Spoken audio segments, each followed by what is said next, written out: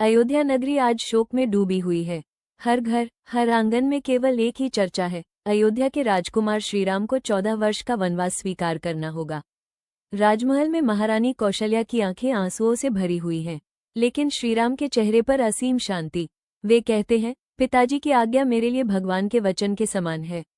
राज्य सिंहासन मेरे लिए कुछ भी नहीं, पिता की प्रतिज्ञा की रक्षा ही मेरा धर्म है। मैं वनवास अवश्य जाऊंगा। ये सुनकर माता सीता आगे बढ़ती हैं, उनके चेहरे पर दृढ़ निश्चय। वे कहती हैं, स्वामी, जब आप वन जाएंगे तो मैं कैसे राजमहल में रहूंगी? मैं आपकी पत्नी हूँ, आपकी अर्धांगिनी हूँ।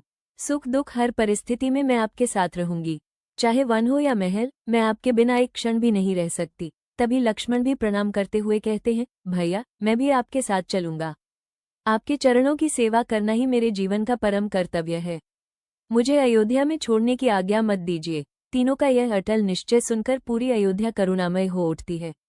महाराज दशरथ व्याकुल होकर रो पड़ते हैं, हाय मेरे राम, मेरी सीता, मेरे लक्ष्मण, मैं तुम्हें कैसे वनवास जाने दूं?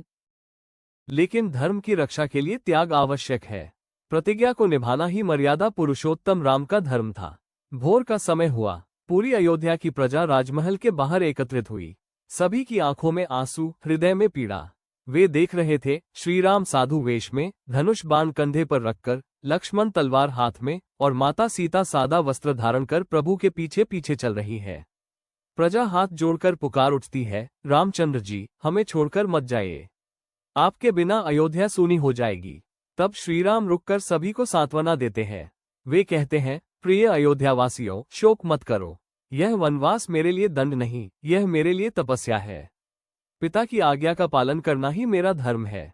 14 वर्ष बाद मैं अवश्य लौटूंगा और तब आप सबको पुनः सुख और शांति दूंगा। सभी लोग भावविभोर होकर भूमि पर सिर झुका देते हैं और चारों दिशाओं में गूंज उठती है एक ही ध्वनि, जय श्री राम, जय सीता माता, जय लक्ष्मण जी। इसी प्रकार आरंभ हुआ मर्यादा पुरुषोत्तम राम, माता सीता और लक्ष्मण का महान वनवास, जिसने आगे चलकर रामायण की अमर गाथा को जन्म दिया।